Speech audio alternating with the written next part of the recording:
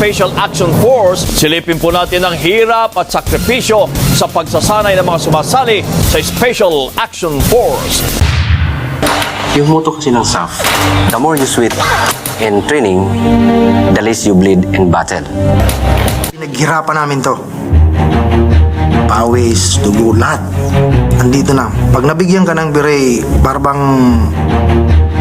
sabi nga nila parang wala kang kamatayan eh. Ang Black Beret, inaasam ng sino mang recruit ng Special Action Force o tagaligtas. Nabuo ang SAF para labanan ang rebelyon at terorismo. Bago ito maisuot, matinding hirap muna ang pagdadaanan. Hindi mo may susuot to kung hindi ka graduate ng SAF Ranger.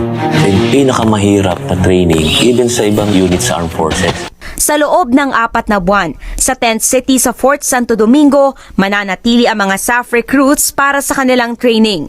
3 beses sa isang araw, tatakbo sila ng 5 kilometro, bitbit ang 18 kilong gear. Sa matinding sikat ng araw, nasusubok ang kanilang pisikal na lakas at kakayahan sa pakikipaglaban.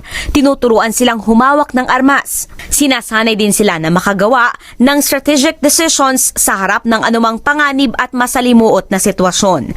Kaya ang bawat recruit dumadaan sa masusing physical test at psychological examination. It's the willingness to serve and die doing that job. Yun ang napakabigat. Kaya ang basic requirement was he should be a volunteer officer or volunteer soldier to join SAF. At bago makagraduate, kailangan munang dumaan sa isang test mission ang makaengkwentro ang kaliwang puwersa. Naisusuot lang ang Black Beret kapag nakaharap na ng SAF ang kalaban. Sa commando training, naipapakilala rin ang konsepto ng 8-man team.